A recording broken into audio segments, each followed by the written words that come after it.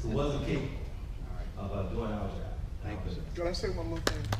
One second. So, We're calling an audible, if you haven't heard. We're gonna bring Barbara up to have an opportunity to say some things about the collaborative, and then we're gonna take some questions for those of you that can stay. The next session will start at 7 p.m. for the next political group, so that gives us about 15 minutes for anybody who can stay through questions. If you can't, we won't hold it against you because we do know the time commitment that you made to us. But I'm gonna ask if you would at least stay long enough for Barbara to say hello. Hello. Please, Ms. Barbara Major. Round of applause for Ms. Barbara Major. Anthony. I'll be very short. First of all, thank you all so much, because we understand that some of you are running around the state, some of you are running around town. It's a whole lot of difference, so we really appreciate your being here. The collaborative, as Geneva said, we're small businesses, but I also want to make it clear that we are a lot of small businesses, and we're not just small businesses. We're also community groups that represent lots of different interests, but always interests of those who are marginalized. For me, I'm an old-time community organizer, and so I would be remiss if I did not use this moment as a teachable moment. And so what I will say to you as you move and journey through this state or through your districts or whatever, that you come to understand the difference between equal and equity. And what we're talking about is historical marginalization. DBE is not just black businesses, it is small businesses, it is local businesses. So our struggle is not just about New Orleans, it is about economic access for folk in the state of Louisiana. It is interesting for us that we want to often bring businesses into Louisiana. However, we do not invest in businesses that are already here in Louisiana. So that's one of the things that we want to make as a priority. The other thing is not to assume the lack of capabilities of so many of our small businesses, because some of the most creative things this collaborative has done is, one, utilize those folks that we have on boards and commissions to create very creative opportunities for small businesses. So to think about as you journey and many of you will win this election and you sit in these positions, so to look outside of yourselves in terms of creating creative opportunities. One, I love the fact that you're talking about bringing banks together. We did that, and some of us did that. I did that as chair of the board of Regional Transit Authority. But I brought those banks together to say that our money is in your bank. Now how you going to invest in our community? So it's that kind of thing. But also, and some of you mentioned seed capital, having experience being the minority, women-owned businesses, understand the challenges and geographically where you are, that we understand that economic opportunity is the priority. Education, and I'm only going to speak, and I can speak for black folk, education alone has not offered access to us. So education along with opportunity is what it's all about. Equity is about the fact that we understand the historical marginalization and that you cannot start now at an equal space or place to move forward. But we've got to look at, and a disparity study for us, we've also learned, for many of us who are sociologists and for many of us who just understand that policy is created oftentimes by studies, and you're absolutely right. Numbers can tell you what they want to tell you, but there are some numbers that don't lie, and that is how many people are poor in Louisiana, and how many people of color have businesses, and how many women and people of color have access and opportunity to contracting. So you guys have a great opportunity to change and to make things very different, and that will come with your conscience. And are you from the Homan Nation? Yes, ma'am. I think I need your dad. I've been working a long time around this state, a very long time. Bayou Blue and all of that, and knew all of that. So to understand that we've got to keep in the collaboration, that we've got to learn to talk to people we've never talked to before, because they can bring some interesting opportunities. This collaborative, I think, is one group, and I'm sure there are other groups, because we are friends who we connect to in Baton Rouge, St. Tammany Parish, and so there are lots of struggling business, and they don't all look like us either. Some are white, many are women, some are black, some are Latino or Hispanic. So let's keep the conversation going. And thank you so much for, one, being open to listen, and two, definitely for coming here and sharing your understanding and your insight into what economic access means for people like us. And what they said is we not only got it as an ordinance, but we have the support of the mayor of the city. The DBE program is a part of the city's charter. So that's some historical stuff, and we got one with some teeth in it, and we created a department. In reality, put your money where your mouth is. When you get to the state, and I'll say that to y'all, when you get to the state level, come back and talk to us. Thank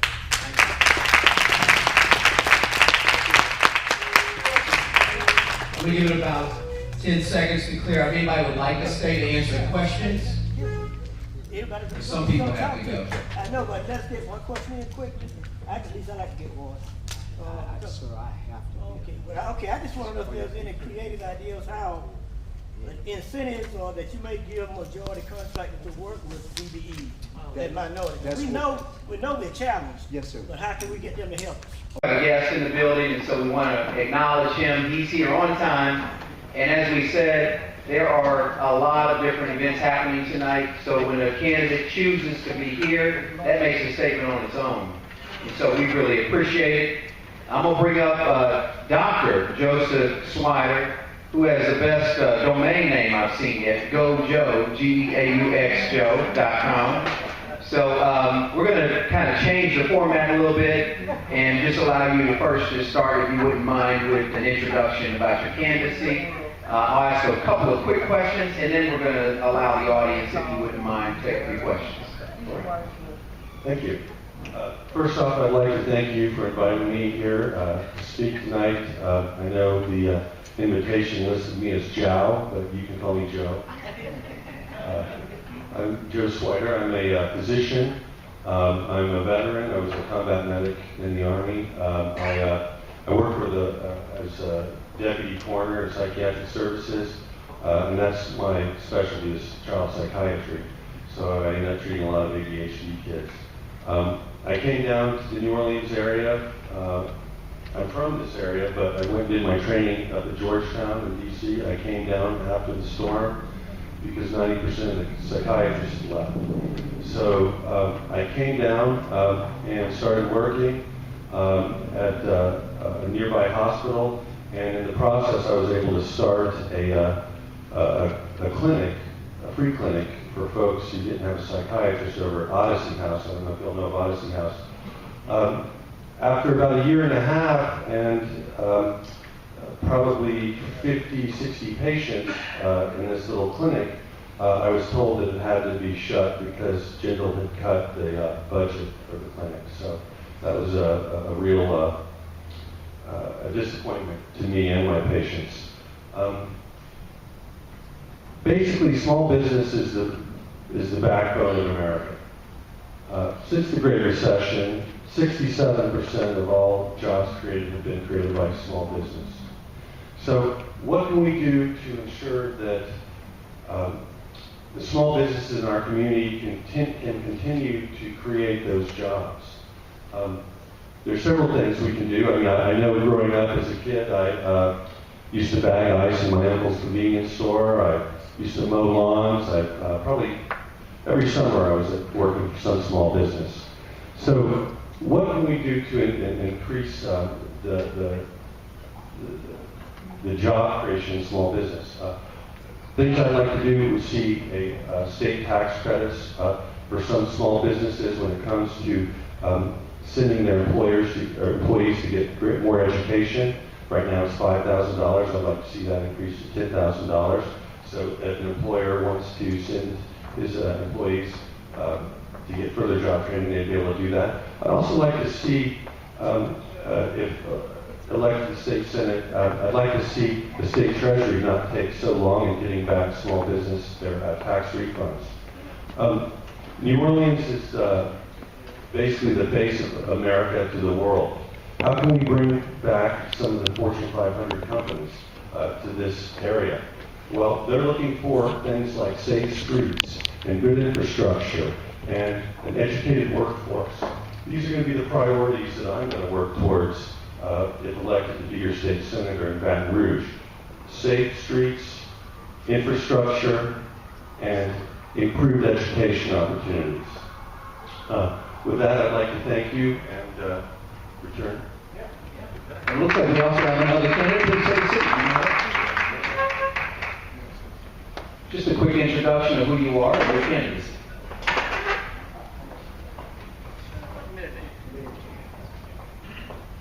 Good evening, everyone. Is it good evening or is it good evening? All right. Well, maybe I should have started out great evening, everyone. My name is Eric Caulfield, and I'm running for State Senate District Number 4. That is a huge district. It includes Bayou St. John, which is my neighborhood. It also includes Lakeview, Mid-City, St. Rock, 7th Ward, Gentilly, Bridgewater, Marion, Bywater, Upper Ninth Ward, Jamaica East, between Morrison and Hayne. It's huge, very diverse. I probably should have started out by saying, as I always get when I get in front of any crowd, I'm first and foremost my mother's son. She was a nurse for 40 years. She cared about people. That's what's in me. There's nothing I can do about it, even if I wanted to, and I don't. So for me, this race is all 100% about people. It's not about a position. It's not about a title. It's not about a race or an election. It's about the people that I see every single day, and I've been fighting for that, and I hope I have a chance to tell you more about that. A little bit about my background, because I know I'm getting close to my time. I'm a proud graduate of Morehouse College, where I majored in physics and math. I did my master's and PhD in electrical engineering and computer science at MIT, where I focused on medical devices. How do you give people a shot at better health? I also served as student body president when I was at MIT. We got a maternity leave policy passed for women graduate students and got healthcare coverage for the majority of graduate students. I've been serious about these issues for a long time, even before I had a job or a title or it even mattered. These things were important to me, and I fought for them. I spent 3 years working for the Obama White House, 1 year as a White House fellow doing economic development. How do you get companies to move into places and hire the people who live there? The work that I did was featured in the President's 2012 budget proposal to Congress. I've been serious about this for a long time. I worked for the White House 2 years here in New Orleans, led a federal team of 25 employees from 14 federal agencies. As part of that work, we created $4 million in construction jobs and got Congress drive fixed. You can drive on it today. We cut the number of people waiting to get psychiatric care in emergency rooms by 25% a year and found housing for nearly 70 of our fellow New Orleans who are homeless. These are issues that are important to me, and for me this race is all about people. I'm a small business owner myself. I started the Caulfield Consulting Group 2 years ago. We make two right at the beginning of December, so we got a birthday coming up. So after this election is over, we hope we'll have a big party celebrating many things. But at any rate, I'm very grateful to the collaborators, and thank you all for the opportunity to come and talk to you this evening. I look forward to the conversation. Thank you.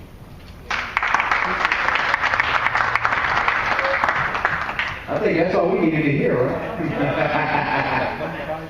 Two wonderful candidates, and there's more on the way. They're all texting me anxious at this point. But we're going to get started with what we do have, because we always honor our guests. The collaborative, just wanted to give you all a little background on us, and I don't know if it's appropriate, Barbara, Geneva, one of you to come up and do a quick introduction to them so they know who we are. Barbara, please. So just give you a little bit of background so you know who you're talking to. The collaborative is a group of small businesses that have come together to really get around the issue of equity and parity, and I don't have my glasses, so I can't read that. Around equity and parity and access for small businesses, small disadvantaged businesses. We're 3 years old. Within those 3 years, we've been able to get a strong DBE policy at the city level and get it as part of the city charter. But looking for folks at the state level who understand the marginalization of small businesses, particularly businesses of color, particularly here in New Orleans, African American business and women-owned businesses. And so that will be the kinds of issues that we want to discuss with you. And we've been around. We are not a lot of people here, but we represent not just small businesses actually, but community groups and organizations and service organizations. And everybody can be a part of the collaborative. So we'll have that discussion with you. And when you get to the state, we want to continue to have discussions with you. Thank you. So some quick background, as Barbara just mentioned. The most recent, I think, kudo of this group is that we got passed an ordinance that DBE certified businesses, any work that's done at the city level, must hire 35% of that work to DBE businesses. That came from this group. We further took it, passed an ordinance, and now into a charter change that just occurred, or is occurring through our mayor. So very active policy-driven group, and also very active just business in general group. So some of the questions that you're going to hear tonight are going to come from individual business owners and how do you help us grow. We're going to get right to the questions. First up, and we'll take a minute per each answer, what is the candidate's plan for propelling equitable economic recovery?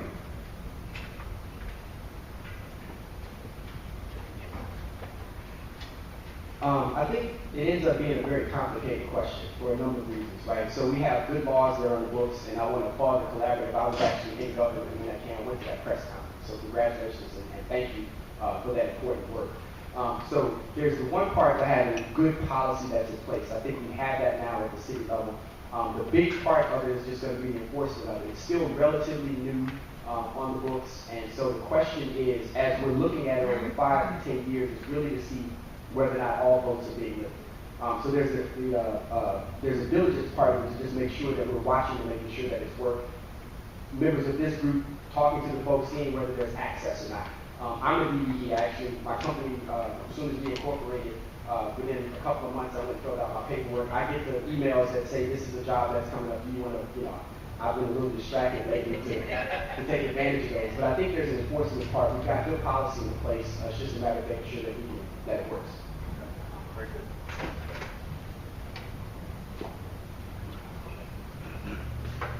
Okay, well, I think a lot of the things that would help a minority business would help a small business in general. I agree with the ordinance. We want our businesses to reflect the members of our community. So we should do things that would further that. Again, I would look at reducing some of the taxes that small businesses have on them. Like I said, make it easier for them to get any tax deductions back and quickly. Employing locals instead of outsiders to come here. We're a city that seems to be very tourism oriented. We have a lot of service industry type jobs. It'd be great if we could get jobs that are more middle income, living wage type jobs. That's what I would work towards.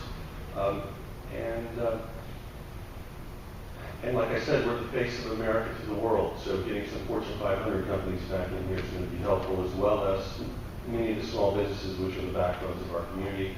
I don't live far from the Circle Food Store. I was very happy to see that up and running again as an anchor to the community.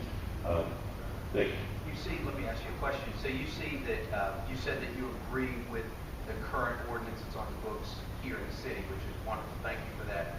Would you support something at a statewide initiative around a similar kind of ordinance that would kind of give an opportunity for DBE certified farmers? Of course. I mean, and again, the idea is to not leave any members of the community out. So again, if we have a city that has a significant portion of minorities, then we should have a business and industry that reflects that representation.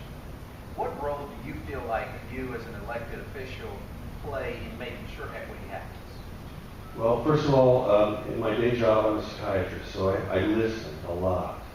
And so I don't propose to have all the answers, but I think that out there in the community, there are people who do have answers. And so what I'd like to do is listen to them.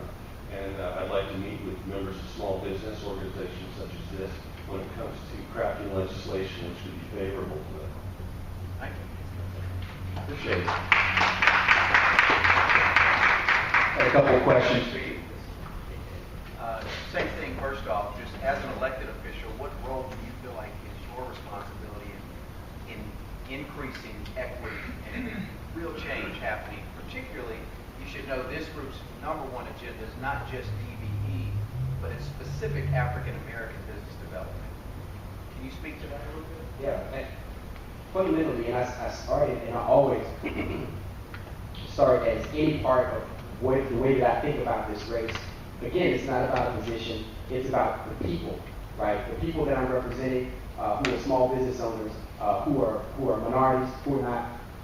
And so for me, it all comes back to that. So in order to represent the people of the community, you have to ensure that everybody has a shot at chasing whatever their dream is.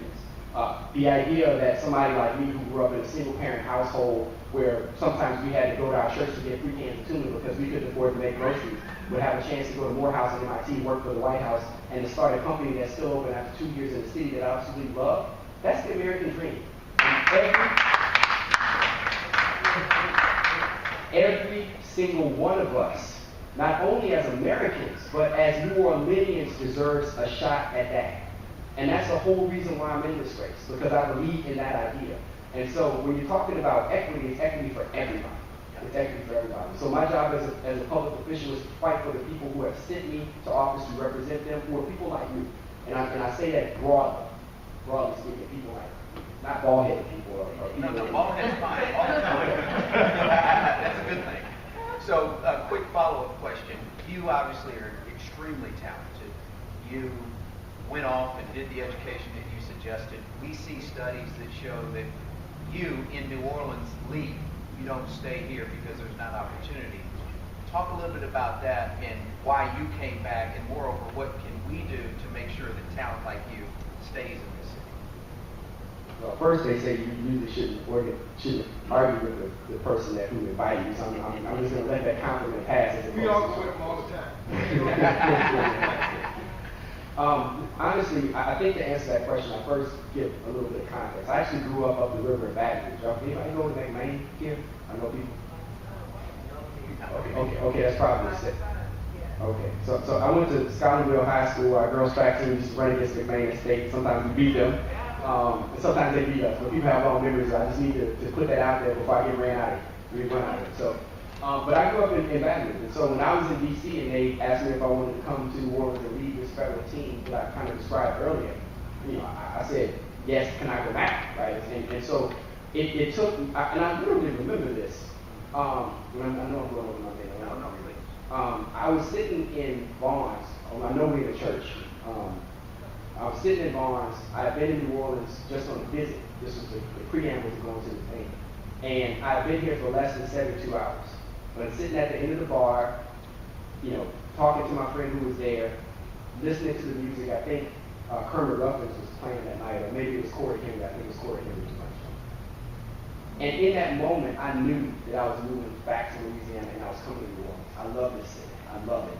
And so when I was here and I came back, the idea that I would want to go anywhere else, because they asked me after my 2-year project was up if I wanted to come back to D.C. and work for the White House. I said no. They said, you want to go to Detroit? They got their policy there. I'm like, no, I'm home. And so for me, I'm never gonna leave this place. And so I think I want to make sure I answer the right question. I think that being able to make it easier for people to open small businesses and be supportive for small businesses is a good thing to do. And I don't want to agree with my time, and I apologize to No. Everybody's going to get equal time. Thank you. Thank you very much. So, as you can see, what we're trying to do with this session is allow y'all to open up a little more. The last session we had a lot more candidates, so we were really on their time. I'm being a little bit lax because we want to hear more from you. You guys are both very qualified candidates. Any closing statement that you all would like to share on your just candidacy in general? You each will have a minute, and then we're going to open it up for questions from the group. So we'll start here. You can keep your seat if you like. You can stand, whatever works for you. So there's a number of challenges facing our state. The legislature didn't do a very good job of balancing the budget, and they're going probably about $100 million back into the red. That's something that's going to need to be addressed. At the next level, kind of the way I look at this, New Orleans is like a blue fishbowl in a very red state. So I'm swimming around the blue fishbowl, but so I'm going to be the blue fish, hopefully going to Baton Rouge, interacting with a lot of redfish. I like redfish to eat, but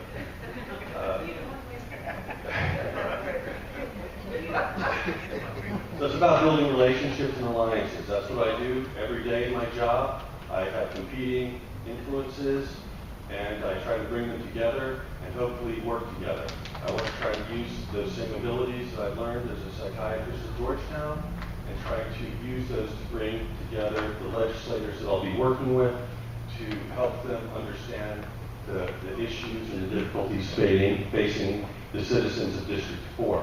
I hope that with my ability to convince and win over, that will benefit the constituents of District 4. That's what I bring to the table.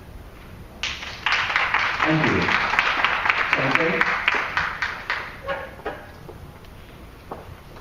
Again, for me, it all goes back to the people that are in this room, the people that are in the city, the people that are in the communities. People that I see when I'm, going to make my groceries at Rouse's. The people that I see when I'm walking down Esplanade to go buy my dinner. The people that I see when I'm running through the park when I have time to actually exercise. That for me is what this race is all about, and that is what I've been about my entire adult life. And so for me, the idea of having a chance to go and fight in a place where the laws are being made that affect us every single day, that's what I'm about. That's the fight that I want to make so that every single one of us in the city, all of us, have a shot at being our best. That is the way that New Orleans will rise to her highest potential, is when all of us are our best. And so for me, I think there's good law to be made in the world, in Baton Rouge, and I want to be a part of making that happen. Again, it's for the people. Thank you, sir. All right, we're going to open it up now and take some questions. So if anybody has any questions, I'll just put this here. Hi, my name is Ernest Stallworth. I'm a local contractor. I'm sorry, I'm a local contractor. My name is Ernest Stallworth. What I need from my state senator is some specific action. I need to know, and this is the question for both of you all, is will you support a DBE program when you go to Baton Rouge as senators? And secondly, really important, will you help to restore the bonding assistance program in Baton Rouge? There was a program where small businesses could get bonds with the assistance of the state. The current governor totally cut it out, but it's imperative because our businesses can't bid contracts without bonds. So those two questions I asked them both.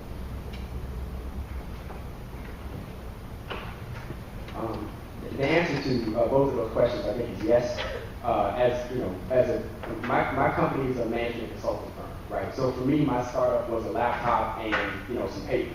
But I know for a lot of companies that have to hire workers, who have to hire materials that they're going to sell, who have to hire, make all kinds of other investments up front is hard. So I think there are two things. Well, so this is the answer to the second part. Yes, I would support the law. And the second one is the bonding assistance program. Absolutely. I think that's a good idea. There's more that I want to say about how we can support small businesses, but I'm going to go over that. You can answer. Okay, so I think there are a couple of things we can do. The bonding assistance program is one. A lot of small businesses can't compete on good contracts, even if they can do the work, even if they have the people, they don't have the bonding capacity to be able to even get the door to bid on the contract, which is tough. That hurts a lot of business. The second thing I think that we can do, and I think it's a great idea not only for DBEs, but just for small businesses in general. Most of the jobs growth in this country, and I argue the state, comes from small businesses. It's not, Fortune 500 companies that come in and hire folks, it's small businesses.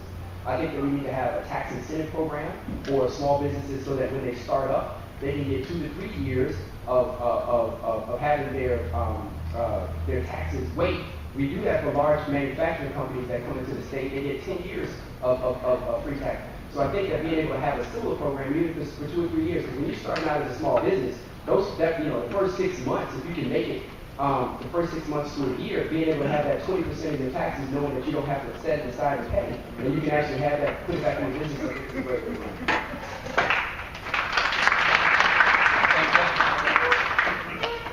Yeah, I think that the ability to and exposure to having a good education and being able to have employment opportunities is really a civil right. And we as a society should not just provide a good quality education for our kids, but also have opportunities for them in the community. So yes, I would support DBE at the state level, at pushing that, as well as bonds for small businesses that are minority owned. But the ultimate goal would be encourage all folks to be able to participate in the job market. We don't want to leave people behind, anyone behind. That would be my goal with elected state senator. In lieu of repeating that question, if you would just introduce yourself, and then I have 2 more questions if I can respond to that. First of all, let me apologize for running a little bit late. There's about 3 events that are going on, and I apologize for that. I'm trying to get everywhere I possibly can. For some of you, this will be an introduction. For others, it'll be a presentation. But whatever the case may be, my name is Wesley T. Bishop. I've had a good fortune for the last 5 years to represent the 43,976 individuals who call District 99 home. With the retirement of State Senator Ed Murray, I'm seeking to move to State Senate District 4, which includes my entire State House district, with an additional about 40,000 individuals. I've had good fortune to work, and some of you know, I serve as Associate Vice Chancellor at Southern University in New Orleans. Education is my pet project. Higher education is an extreme priority for me. I'm a product of New Orleans Parish Public Schools, Ghana 35, Suno, a bunch of different other places. But I had a chance to work and to touch base just a little bit on what you guys talked about. I served the first vice chair of the Louisiana Legislative Black Caucus. Our primary job as a Black Caucus is to make sure that we look at every bill, not just bills that deal with education or anything else, but any bill that comes through the Louisiana House or the Senate, we make sure that this bill is working in the best interest of the African American population in the state of Louisiana. With that in mind, we have many different individuals, particularly business owners, who feel as if that pie is not fair. It's not fair in New Orleans, it's not fair in Baton Rouge, it's not fair throughout the entire state. So we need to figure out a way to force individuals, because people want individually to do the right thing. We've tried that, it does not work. So unless people are made to actually do something, unfortunately, folks who tend not to look like us won't often give individuals who do look like us a fair opportunity, even when we have a good product, even when we have a great service. We have to force individuals to act and potentially give them those kind of incentives to move peace forward. Because that's the only way you can actually grow it, because most businesses in this country are small businesses employing less than 100 individuals. So if we just pick up one like Bruno and Turlon, which at one time was a 3-person shop and is now the biggest accounting black firm in the entire, not just Louisiana, but in the entire South. I know because my father-in-law is the CEO of Bruno and Turlon, and I've heard the story as to how that works. We all know about the story in Atlanta, Georgia, how Maynard Jackson said the airport wasn't going to get built unless black folks built it. So we need to have that kind of situation here. We've seen Dutch Morial start that a long time ago. Unfortunately, we haven't seen as much of a situation as we should have seen in those 25 years since then. So that's what I'm about. That's what I like to push forward. And I think that most individuals, particularly when you're a DBE, not just a DBE, but a real DBE. We see a lot of games being played where individuals who start a company, put the company in their wife's name, and now they're a DBE all of a sudden so they can keep up. It's time out for those games. It's time out for those foolishness, and we'll make sure that we get that done. Good introduction. So we got 2 questions. I would ask, as I call out the collaborative members to ask the question, introduce yourself first to the group and then ask your question. You're up next. Thank you for being here, first of all. I'm a member of the collaborative. My name is Ian Tucker. I'm a small business owner in the city. I own a small civil engineering and construction civil structural and construction manager, but I don't do construction. The reason my question basically has to do with good faith efforts. The good faith effort and the laws made to make good faith efforts, or lack thereof, it starts in Baton Rouge, which we've all been told constantly because we try to push for better and promulgate better policy here in New Orleans. I want to know, will you champion starting a reform for the good faith efforts that many large general contractors and otherwise have made an art of making a good faith effort? I call it the art to skirting the good faith effort. And really they're bad faith efforts. So even with all of the AGCs out there and the large construction companies with a lot of dollars to put behind the pockets, I want to know, will you champion and challenge them on the good faith efforts and the rules promulgating good faith efforts in the city? Great question. I will, and I have. Part of the reason why I'm a vice chair of the Black Caucus is because, one, we realize that the vast majority of our black business people in the entire state are focused here in New Orleans. So it's a large group that's here. So goes New Orleans, so goes every place else. One thing I did not say in the introduction was back under the Mark Morial administration, I spent 3 years on the New Orleans Aviation Board. Go back and check the record of the New Orleans Aviation Board. But for the record, with his father, under those 8 years under the Morial administration, more black folks made money than at any other time in the entire state. And you take a look at it, aside from the school board, the airport made more black individuals. I would love to say we made 50 millionaires. We didn't do that. But a whole lot of people's pockets got real swole under Mark's administration because they had folks at the airport who were doing that kind of piece there. I have a history of doing that. I have a history before I got into office. I have a history now that I've been in office. And with the good fortune to be your next state senator, I'll begin that. Anybody else want to react to it?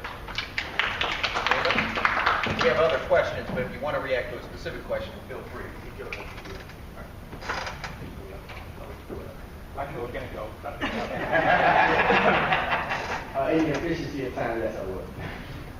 All right, let's go to the next question. You only have to react to what you want to. I apologize, Jeff. I'm sorry to interrupt. Chester Williams, I'm an electrical contractor here in New Orleans, DBE, a member of the collaborative.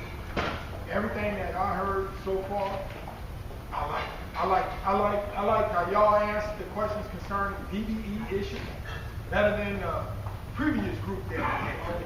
Looked like somebody answered the question bad, and the person next to them wanted to show them up, and they answered it worse. I would like to know, when you meet a lot of folks and you ask them what they're about, what's their intention, they usually tell you a lot of great things that's very important. But the true way that I like to find out what somebody's about, I like to know who their friends are, what group is supporting. And tonight, we never asked any of the candidates what political organizations are backing you, who's putting money into your campaign. Because if I can't figure out tonight who you are, I feel like I'm gonna get a better understanding of what's going on if you share with me who's putting money in your campaign and who's supporting it and who's backing it. If you would like, please stand and you can do an introduction, and if you want to answer that question. Good evening. Thank you for having me, and my apologies for being late. I had a forum across the river. My name is Lourdes Moran, and I'm running for House of Representatives, District 102. As far as your question is concerned, I'm being, I've just recently received Crescent City Democrats endorsement, the regular Democrats organization, IW Independent Women's Organization. I have Nadine Ramsey's endorsement. I have New Orleans Coalition, the Orleans Parish Republicans, and the Greater New Orleans Republicans, and they endorse me because they know I'm a fiscal conservative, just to answer that question, which helps me out tremendously with financial situations in state government. As far as what money I have in my campaign, these are just monies from citizens. I have no PACs that are supporting me. There's no town money supporting me. I am literally calling people that I know, friends, that are donating to my campaign. I am, again, even though I am a former school board member, I am back to the roots that led me to being elected the first time. And please around these two. Anybody want to react to that? Just the question is who's supporting you? Yeah, well, first of all, I hope the audience here is supporting me. But second, I don't have any big endorsements, there are no super PACs, nothing like that. It's primarily, I'm financing a lot of my own campaign. Like I said, this is the first time. I'm not a polished politician or anything like that. I'm an outsider who was jarred off the sidelines. So I hope that answers your question. I too am a first-time candidate. I'm not a career politician in that sense. The Independent Women's Organization has endorsed, as well as the New Orleans Coalition, the Great New Orleans Republicans. That's right, Great New Orleans Republicans, because I am a fiscally responsible Democrat. Having worked on the executive side of government for 5 years, budgets matter, and balancing them is important for the long term, not just for 1 year and a month. So yes, I have their endorsement for equality and also people. And the majority of my contributions come to individuals. Less than 1% of the money that I've raised has come to tax. Other questions from the group? Please. We got to tell the truth here. We can't just tell selective stuff as he said. 90% of the money that Eric Caulfield has raised has come from outside the state of Louisiana, from Boston, from New York, and from Washington, D.C. Check their record, you can find exactly. Why in the world would 90% of people who have no connection to the state of Louisiana want to elect a senator in New Orleans? Inquiring minds wants to know. It's the truth. Check it out. I've been endorsed by most elected officials. I've been endorsed by most organizations. The reason for that, they know me. I didn't show up 24 months ago. I've been here for the last 40 years working on behalf of the people of the city of New Orleans. I mean, he doesn't work in the public school. I mean, he working at Southern University and going, I didn't show up, Johnny come yesterday thinking I had all the answers. That's why folks are supporting me. That's why all the folks on this chart are supporting me. That's why other folks. That's why Republicans and Democrats, uptown, downtown, North Louisiana, and South Louisiana. Because I have a track record of getting things done no matter who it is. That's why folks are supporting me. They both answered that question right. He is endorsed by the IWO, but so am I. I wasn't endorsed by Republicans. I can't ask you why Republicans felt more comfortable with Mr. Caulfield than they feel with me. You gotta ask him that question. Okay, one second. We're going to give everybody an opportunity to close, and you can react to things, but let's try to keep this as positive move forward on our agenda of minority business development as we can. You will get an opportunity to respond. Hi, my name is, first of all, thank you all for coming. I know the trail gets tough these days. My name is Carol Balthazar. I'm a member of the Collaborative. I'm a DBE for a long time in this community.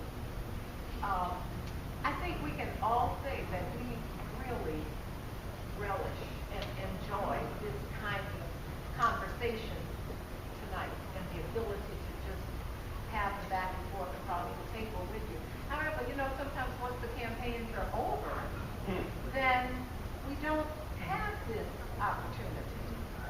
And I'm just wondering if any of you have given thought to the importance and even the possibility of creating some kind of vehicle that would give little ordinary businesses, everyday folks like us, a mechanism by which you could hear from us and we could hear from you on a regular, I mean, really make it an integral part of your operation at the state level.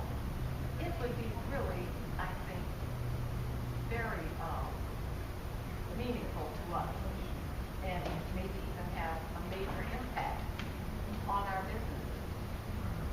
Have you considered or would you consider? We'll go down the table, everybody. So as I started out saying, for me, this race is again all about people. So how can you represent people if you're not talking to them on a regular basis to hear from their minds and take care about an issue that you're fighting for? So for me, it's absolutely yes on a regular basis, whether it's quarterly, whether it's every other month, we sit down and we have a conversation. What are you guys worried about? What are you seeing? What are you hearing? What you need to be fighting for? If I'm putting together bills that are related to that, of course I'm going to contact the business community and specifically the school. So absolutely. Yes, what I'd like to do is I'd like to have an open door policy as a legislator so that any of the constituents can come or call me or communicate with me via email regarding concerns that they have. Primarily. One kind of thing that you're going to hear tonight, folks want to talk about what they would do, what they did to change. I'm going to talk about what I have done over the last 5 years. We've tried to do this in every aspect that we're dealing with. Whether or not it's a business issue, I have the good fortune of knowing a lot of business people I talk to on a regular basis. My in-laws are parts of them. So I hear about the issues that DBEs have on a regular basis. I hear about the issues of starting a small company and trying to grow it and the challenges that you face and trying to get that done. So I'm aware of that particular idea. But not just that idea as it relates to business. I have educators in my family. So I have 5 or 6 different principals, some of the most successful principals in the entire state. And so I talk to them and say, look, there's this bill that comes up. They're saying this, that, and the other. Vet it for me. Tell me what's the truth. Give me the lowdown. Give me the skinny on what's really happening. Will this affect the education that's occurring inside your classroom? We have those same conversations with individuals who work in the law enforcement industry. So we tap into the expertise in this community on a daily basis to make sure we're making the most positive contribution and doing what's best on behalf of folks who sent to the back road. I've done that for the last 5 years, and I hope to continue to do that. I'd like to piggyback on what Marcy said. I also have experience with DBE. When I was president of the Orleans Parish School Board, that's when we passed a policy for DBE participation in the school system and the construction under OPSD, not RSD. I want to make sure we're clear, not RSD, OPSD. That's right. Okay? That's right. And then, while in office, I also did hear, and I see a lot of familiar faces in this room, came to make that point across, and your voice was clearly heard by me. DBEs need to have coverage, insurance coverage. We worked with trying to get CSRS and Jacobs to have you work on these construction pieces under their insurance, because we know that is at a cost, and not everyone can carry it. When we're talking about the nuts and bolts of DBE, believe me, I did become extremely knowledgeable in all that is unfair to those that are trying to lift themselves out of poverty. So I wholeheartedly have an open door policy. The more you educate me, the more I can do for you and me, because I am a minority. You know, I'm a woman, I'm Hispanic, just like you. I also need to have doors opened.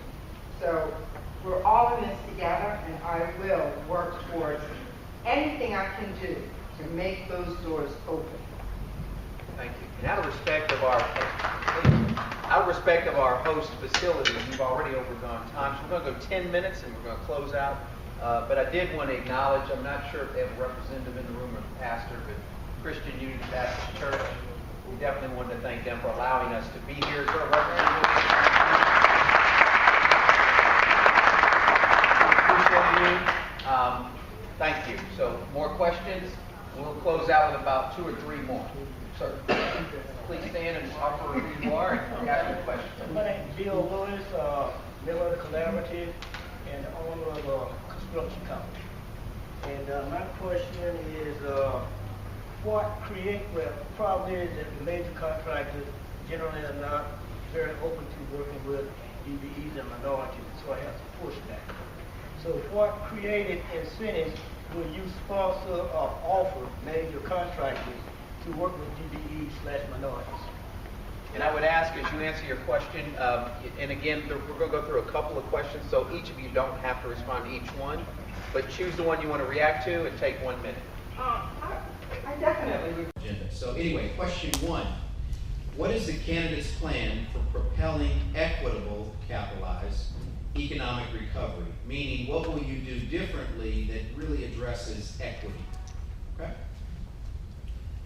The reality, if we're going to have equity, we're going to have parity, we're going to have the true kind of economic strength that we need in our communities, it's not an overnight fix. And anyone who suggests that they have a magic wand and if they're elected, they're going to fix this for you tomorrow, just isn't being honest. And as we sit in the house of the Lord, I should have began as I normally do. It's always good to be found in the house of the Lord.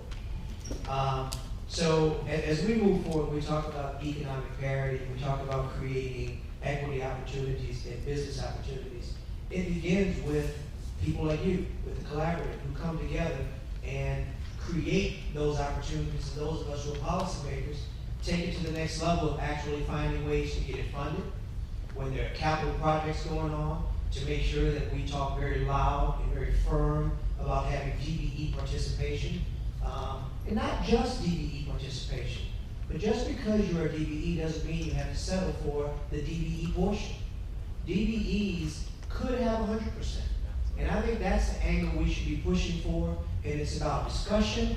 It's about using the bully pulpit when necessary, using the resources of our office to talk to firms about capital projects, buildings, and things that are going on, and make it very clear. It doesn't matter who you pick. I don't have a favorite horse. I don't have a brother-in-law. I don't have someone, but there are a lot of qualified DBEs. Come back and see me when you talk to some of them. And I think that's the best thing that policymakers and people in position of power can do to help enhance and grow minority businesses so they can become a part of the Main Street. And with that, I apologize. I'd love to stay with you guys. I've got a coin toss at Cars Homecoming tonight, and I've got another forum immediately following it. So I apologize for having to leave. I'd love to come back another time.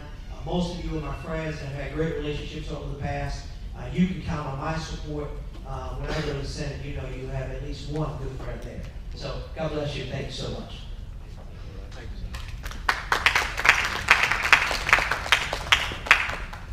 I hate to do it like this, but let me be honest.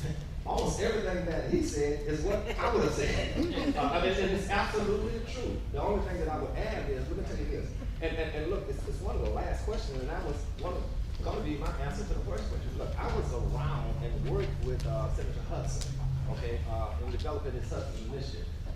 Good friends with his son, Donald, okay? I know that in truth and in fact, most state agency heads don't even know what the Hudson Initiative is, okay? When I was in my department, I tried to make sure that we did comply with it, and to the extent that I could, I collaborated with, my colleagues at other departments, at least let them know what it is.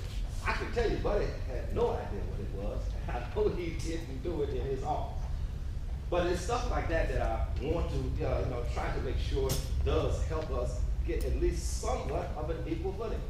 And then in economic development, we have a whole department, that's geared toward that. Stephen Moore has been, I guess okay doing his job, because he made a lot of money doing it. But the incentives that we made, we need to apply this. Thank you. So the question is, what is the candidate's plan for propelling equitable economic recovery? And the sound you're hearing is the alarm. When it goes off, you have 5 seconds to wrap. Okay, firstly, I would like to say that my parents are small business enterprises. My father's operated Bologna Funeral Home, which is the 3rd generation funeral home. My mother operates the Broussard Bologna Law Firm, which has been in existence for 20 plus years. It is the largest female minority law firm in the River Parishes. And it's interesting because she's actually worked on both sides of the DBE issue. One as a DBE applicant and DBE participant herself, being a DBE through New Orleans Aviation Board, and serving as outside counsel for the New Orleans Aviation Board, addressing DBE issues from a legal standpoint, as far as making DBE determinations, addressing DBE grievances, as well as advising the board when they are not in compliance with the law. In addition to New Orleans DBE, the state and local DBE, you also have state DBE requirements as well as federal DBE requirements that are not adhered to by any state agencies. And that's something that Ms. Bologna is very aware of, and that is definitely on her agenda, advancing as far as DBE is concerned. Thank you. Thank you. I have to deal with it from two sides, both as the mayor, dealing with my own employees, and then also with people who come in to look for jobs also within our government or with private vendors. One thing that's very important is making sure that you know all the basics. You got to have a foundation. So a lot of people that come say, I've done this and I've done this and I've done that, and then you find out that they really are not equipped. So I recommend things like SCORE and see what these retired business people have done. We have a bankers roundtable, talk about financing and what happens there. We have on-the-job training programs. We have, although we have both labor, the building contractors, and general contractors working with people to try to help them move up the ladder. And we have to have collaborative partners, because we've been able to take some people that started off with us and they're now full-time with their own business. Sir?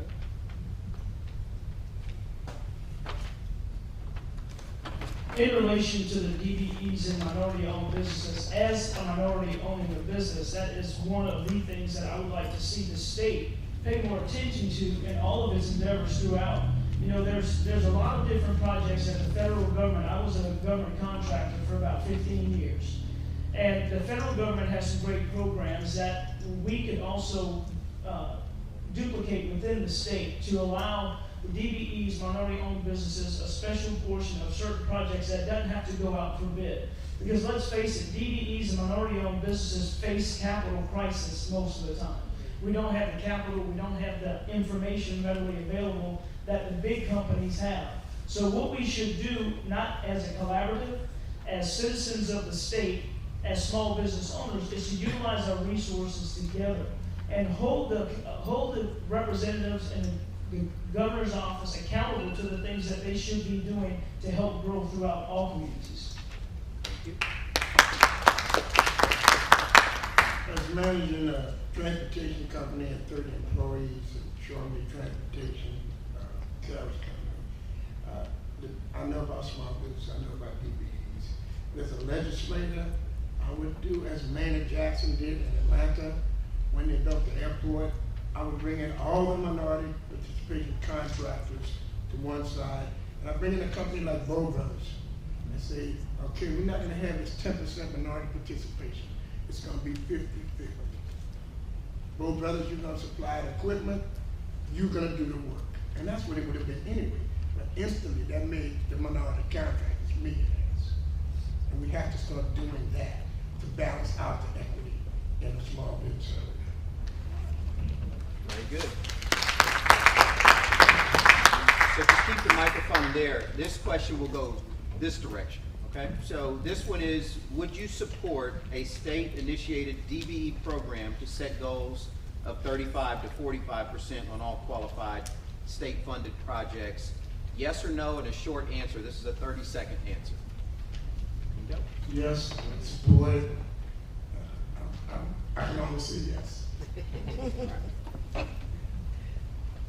As a government contractor, I would have to say no on such a broad scope, simply because on some instances, there aren't, when you talk about multi-billion-dollar projects, that may not be the qualifications. I've run into this as a contract organizer for different things, and there's a lot to think about, and I would love to have it that way, but sometimes that would force you to have a contractor that's not equally equipped and put people at danger. And you need to think a lot farther than just right here. We need to think farther into the future and to see what the outcome of that actually is. And I'm a minority business owner, and I know that I could not do some contracts, even though I was offered, because I didn't have the equipment, the capital, or the people to be able to do it. So we need to be smart when we start talking about allocations and setting guidelines and goals.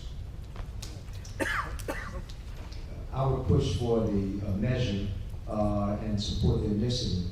But let me also tell you that setting goals we have done already in Baton Rouge. But let's take 7 fire stations that we contracted out for. 5 of those were won or awarded to minorities. Both of those contracts awarded to minorities, the minority vendor defaulted. And then when you looked at the security and the bonds they had supporting them, those were bogus companies that were out there, and they were acting as if they were covered in case something did not go right on the job. So I think that also has to be included in there, and some of those people who are messing up projects, we're beginning to take them off the list because the city parish is losing money. Thank you, sir. Would you support a state-initiated DBE program to set goals of 35 to 45% on all qualified state-funded projects? Yes or no, and a short answer. Okay. My answer would be absolutely, however. Absolutely, we would support a program such as that. However, in certain cases, you would need to make sure that there are DBEs available in those fields. For example, if you're looking for a hydrogeologist, how many DBE hydrogeologists out there are you going to find? You're not going to find any. So it certainly depends on what the field is. If we can find the DBEs, are they financially equipped to handle the job? And if they are not, what services can we provide to get them there? Can they be partnered with a credible bonding agency? And can we provide them with training and partnership so that they can be successful in their endeavors? Sure. Thank you. Absolutely. I need to remember that. I'm not going to say absolutely, however. I'm just going to say, look, it's aspiration. It's not law. It's something that you're trying to obtain. And I think that's a good goal. I think it's something that you're trying to obtain. And we evaluate it. We see how it's going along. Yes, I would be in support. Thank you. Good. So, one of the big issues, dear candidates, is that there on the books in New Orleans is a DBE certification process that we've gone through that allows now that any city contract, this group of collaborative members has now gotten law passed that is an ordinance that suggests that 35% of all dollars spent has to go towards disadvantaged businesses.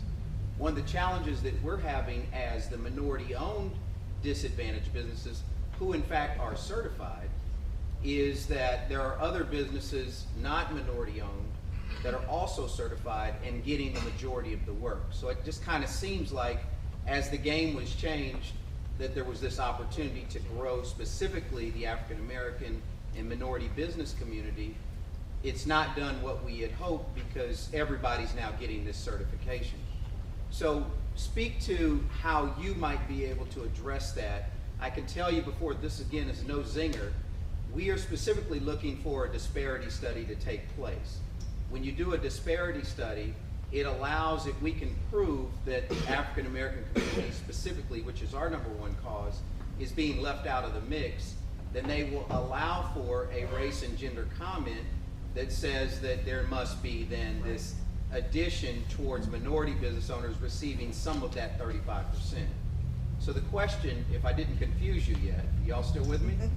So the question is, do you support a disparity study? And moreover, as an elected official, would you do everything in your power to offer resources towards that disparity study to be complete? Because without it, minority business owners are left out. And so that's our question to you.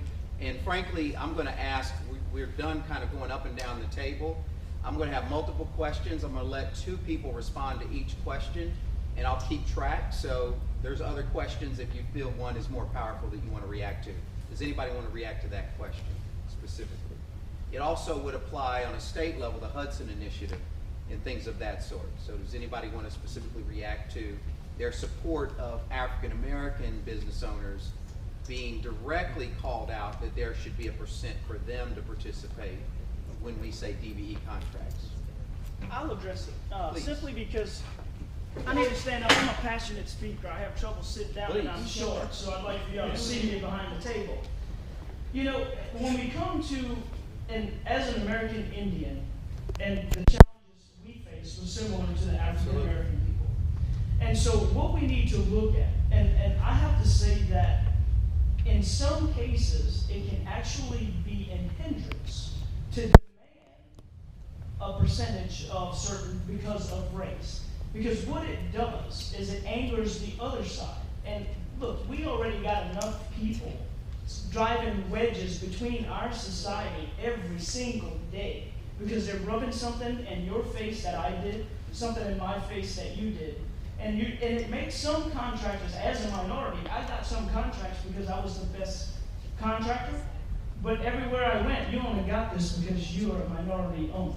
You are an American Indian, you don't deserve to be here. So we need to be careful. Now, as governor of Louisiana, I believe that we should have, you know, equality all across the board. You should be equally represented in everything that we do. Every race, every gender, equality for women, equality for African Americans, equality for Latinos, Hispanics. You know, we all have our own agendas, but we have to make sure that when we make law, we allocate taxpayer money, that's everybody's taxpayer. We have to be truly fair and equitable in what we do. I do fully relate, I fully understand, but I'm not sure if I answered your question directly, but I think we have to be careful in demanding certain percentages based on race, because I think it can backfire. Yeah. I've seen it happen in numerous cases. I mean, my territory and my business is nationwide, and I've seen it really backfire, so I think we should be careful. Good. Take one more. Want to respond to that? Are we answering the question? Are we asking for advice? That's what I'm asking. The question was fake. There was a question that was fake. We need to have the question answered. On the advice section, then we'll. He answered it. He answered it. He answered it. Basically, no. Ms. Blunt, thank you. Yes, we would be in support of such a study. I think that what you're asking is about a specific scenario where you have a majority firm and he puts his wife as 51% on the other firm so that she can compete against you for the DBE. Yeah, let me offer a little clarity. So the question is, we know that that's occurring. We know that there are DBE certified firms that don't look like us that are benefiting from this set aside. What we're asking is, would you all in your position offer any resources to support us getting a disparity study done so that we can prove that we're not benefiting, therefore they would then Correct, look at that. and the first thing I said was yes. Okay. Yeah, I just want to make sure you knew kind of the point. Anybody else want to react to that? Otherwise, I go to the next question. Let me say yes as well, but you know, we had this big deal coming up about engineers for a project that we had. And yeah, disparity study, fine, but guess what? We're gonna have to work closer with these universities as well. And the other thing that we do in order to make sure is we began from the moment they're in there to the training with a contractor, and also tell that contractor, we would like to see you move this person up as he takes on the skills and the ability to do other jobs. Point. All right. You have a reaction? Well, just one thing, point. Look, we all know guys, studies can come out any way you want. It just depends on who funds the study and what they want the result to be. So, you know, at the Attorney General's office, it wouldn't be my job, you know, to actually go out and do anything other than enforce what would be the law or the policy with regard to the decisions made. But I just don't think studies is where it's at. It would be the administrators in the governor's office and various other departments that, you know, want to comply and be fair and do what's right by all of our citizens. And that's my point of it. You know, it's studies, they're meaningless for the most part. And y'all know it. We all know it. Thank you. Mr. Bagneris, did you respond I'd just to like that? to say yes We to may that. as well have you respond too. I think I'll say yes to that question. And it's got to be a collaborative effort between the legislature and the governor's office and the city and the mayor's office. I mean, anybody can be able to change that status at any given time. And so in the sake of time, what we're going to do here is we're going to give each of y'all a chance to close out, and then we're going to bring up Ms. Barbara Major to close out this session. Just so you guys know, keep your seats because we're going to be offering questions from the audience. Based upon I think it depends on the timing, but I don't believe we have too many candidates for the 6:30. We're really gearing up for the 7. So for any candidate that would like to stay, I think we can stay and do that. So please, let's make that an opportunity. But let's just start at the end there. Mr. Bagneris, if you would, and take a minute and you can share anything you'd like to this group regarding your candidacy. Again, I'd like to thank y'all for inviting me. I'm number 60 on the ballot, John Bagneris, State Representative, District 100 in Warren's East. I plan to do a lot of things for the East, and everybody's talking about crime. I mean, crime is citywide, and we have a big problem with crime. I think that as a legislator, all I can do is try to get the police department to cooperate with me. I have no jurisdiction over them. I can ask them to do.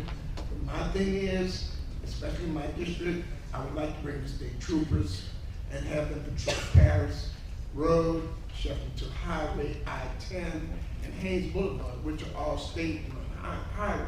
And that releases the police department to go into Crowder, Bullitt, and Reed to do their job. And we need more police on the street. I think the North Police Department is doing a great job with the 1,100 police officers they have. They're shooting for the number of 1,600, which is, I think they need 2,000, you know, because we have to get back to the real deal, to really deal with crime.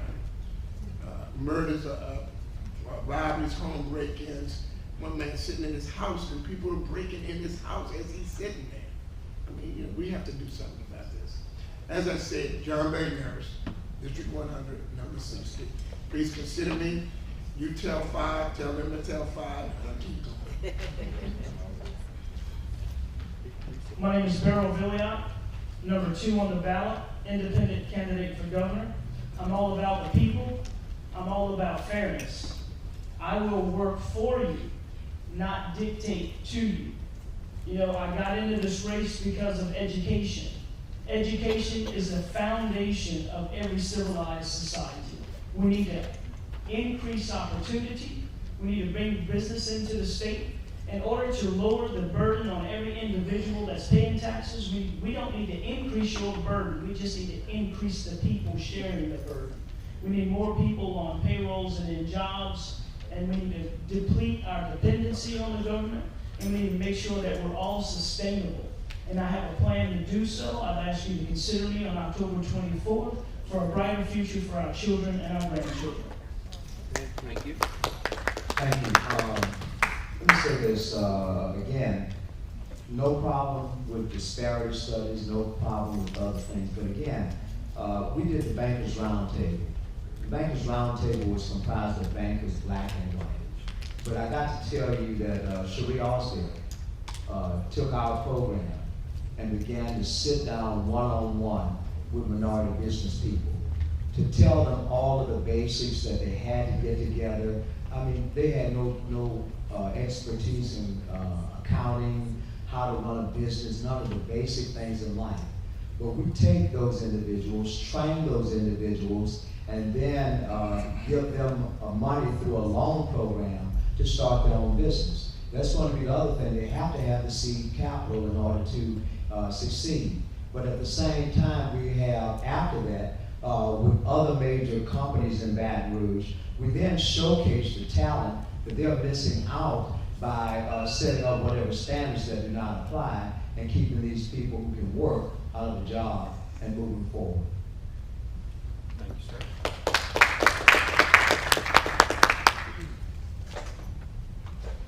I'm proud to be here this evening representing my mother, Jerry Broussard Baloney, candidate for Attorney General. My mother has 30 years of private business experience, which includes 20 years as a civil and criminal litigator, practicing in courts up and down the Mississippi River. She believes in prison reform. She believes in treatment over incarceration for nonviolent drug offenders, and she supports disadvantaged business enterprises and economic development in our communities.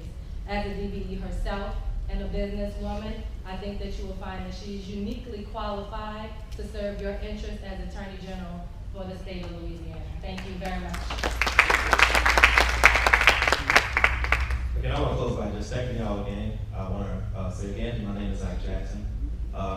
There's a lot of things that I would love to be able to, say to you guys that I'm just not able to say right now because of continuing obligations that I have to my former client, which was the state of Louisiana, and to some extent that right now is interfering with the obligations that I have to present private clients in my practice area, which is oil and gas and natural resources, and which I believe is probably the be-all and end-all of so many of our problems, but also so many of our opportunities in this state, so many of which have been squandered, and opportunities that have just not been taken advantage of by our governor and our sitting attorney general. Now, I believe I'm going to get clearance from ethics to bring out some of this stuff, so I want y'all to follow me on my website, ikejackson.com, and I think once that happens, y'all will begin to understand that I am by far the most qualified and best opportunity we have to carry this state forward. We didn't get this way just with Bobby General. We got this way because of Bobby General and an Attorney General who could not stand,